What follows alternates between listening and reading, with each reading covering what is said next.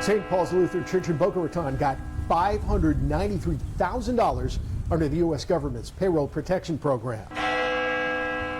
It just would have been a difficult time for us if we hadn't gotten those loans.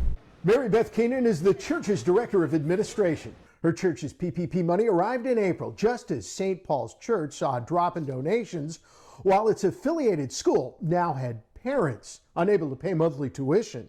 Some took pay cuts, some lost their jobs completely, depending on the nature of their business. Contact 5 found more than 100 churches, synagogues, and religious affiliated schools and organizations in Palm Beach County and the Treasure Coast receiving between $150,000 and upwards of more than $1 million in PPP funds. Contact 5 added it up. In our area, religious organizations receiving at least $27 million of your money under the Paycheck Protection Program. This from data released by the IRS.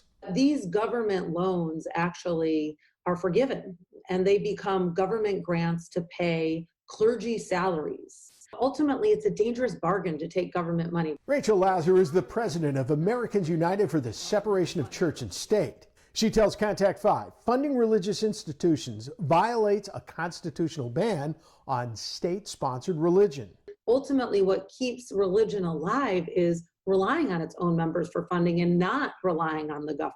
Look at the people who are working here. Why don't they deserve to get help?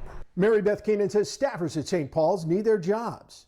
They pay bills and income taxes just like workers at stores and restaurants, helped by the PPP. It was a blessing to be able to apply for that and receive those funds.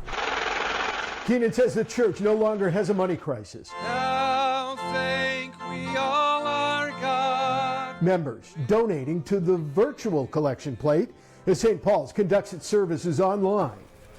Teachers at the school preparing to open later this month. And because of the PPP funds, none of the 60 church employees were laid off. In Boca Raton, Dave Bowman, WPTV News Channel 5.